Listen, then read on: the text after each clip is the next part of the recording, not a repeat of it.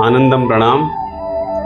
पिछला 40वां सूत्र का ही अगला एक्सटेंडेंट है। ये 41वां सूत्र पतंजलि योग दर्शन का दूसरा अध्याय का 41वां सूत्र, सेकेंड चैप्टर एंड द 41 सूत्र is extend to the last sutra, 40th sutra called Shaucha. We already discussed about the purification of the body last in details.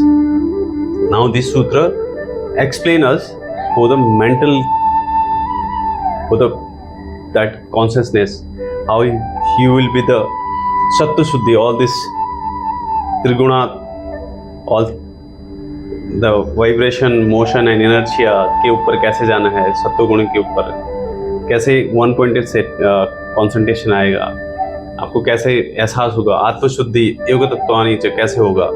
तो हमारे साथ बने रहिए। इस सूत्र को पहले पढ़ते हैं। सत्व शुद्धि सौमनस्य एकाग्र, सत्व शुद्धि सौमनस्य एकाग्र इंद्रिय जयत आत्म दर्शन योगत्वानी च। सत्व शुद्धि का क्या अर्थ होता है? सत्व शुद्धि का अर्थ होता है कि जब आंतरिक कारण के जो गुण है वो उससे आदमी मुक्त हो जाता है, गुणातीत हो जाता है। रजोगुण, तमोगुण, सतोगुण के ही हम इससे ही हम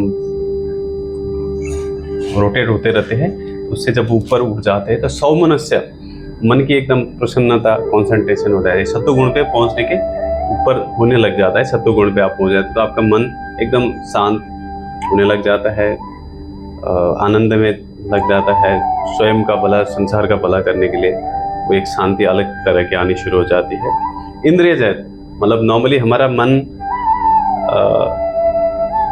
को कौन वो भटका रहे, इंद्रियां भटका रही है, और मन का जो भी सोर्स है इंद्रियां हैं, आँख, नाक, कान, त्वचा, जीवा।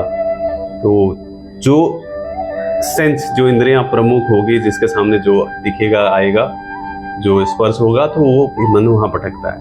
क्योंकि मन हमारे अभी बस में नहीं है, शौच नहीं हुआ है, उसकी शुद्धि नहीं हुई है, अशुद्ध है।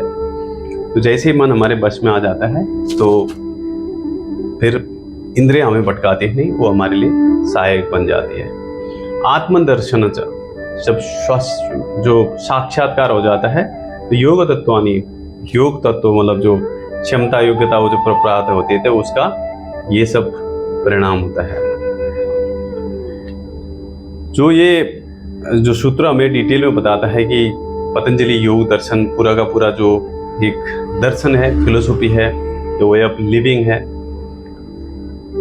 ये कोई टांग ऊपर करने वाला कोई आसन या प्राणायाम नहीं है, ब्रेथ रेगुलेशन नहीं है।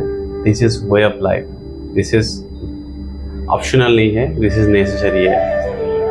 इसलिए सूत्रों में हमने जिक्र किया था कि honesty is the best policy. जो स्वामी आत्वाली जी का जो उन्होंने जब देखा तो हंसा, उन्होंने पूछा कि यार ये तो बेस्ट पॉलिसी नहीं है, ये वे ऑफ लाइफ है। तो ठीक उसी तरह से जब मनुष्य तीनों चित्त, जो सतोगुण, रजोगुण, जो विकारों से राग द्वेष का जब सिद्ध से होने लगता है, उससे ऊपर उठ जाता है, अज्ञानता खत्म हो जाती है, तो पूरा चित्त का आवरण शुद्ध हो जाता है। तो तब जाके आपको संतोष, कंटेंटमेंट मिलता है। जब चित्त शुद्ध हो जाता है तो आपको सतोगुण की वृद्धि होती है, और फिर आपको जब जो डिप्रेशन है, एंजाइटी है, फियर है, ग्रीड है, लस्ट है, एंगर है, अटैचमेंट है, ये सब समाप्त हो जाते हैं। ये आपको परेशान नहीं करते हैं, ये आपके बस में रहते हैं। आपको क्लैरिटी, सौमनस्य मतलब मन एक उस लेवल पे पहुंच जाता है तो जो पे आपके क्या कहते हैं उसको, शुद्ध हो जाता है, मतलब उसको कोई फर्क नहीं पड़ता है। जैसे एक एग्जाम्पल, कैसे एग्जाम्पल दे आपको, कुछ मिलावट है बट वो फिल्ट्रेशन की वजह से पूरा का पूरा मशीन उसको अलग कर देती है। जैसे हमने पिछले सूत्रों में उसका पंछी का एग्जाम्पल दिया था कि वो दूध को पीता है और पानी को पूरा का पूरा अलग कर देता है। तो जब आपको इंद्रियों पे पूरा जो बाहर की तरफ भागती थी इंद्रियां, जो प्रत्याहार होता है, मन माइंड के ऊपर मास्टरी हो जाती है, इंद्रिय जय, मतलब आप मन पे विजय प्राप्त कर लेते हैं, तब जाके आत्मदर्शन की योग्यता आती है, जो पूरी तरह से शौच शुद्धि होने पे, मास्टरी होने पे ही आएगा। तो आप इसके लिए पात्र बन जाते हैं। जब इस लेवल पे आते हैं तो फिर अगला जो नियम का जो दूसरा है शौच, तो एकदम माफ करना, संतोष, तो एकदम फिर आप जो भी अवस्था में है, जिस पे भी है, तो एकदम कंटेंटमेंट, एक सेटिस्फैक्शन प्राप्त होता है। तो अगले सूत्र में मिलते हैं, बने रहिए। वंदे मातरम, आनंदम, प्रणाम।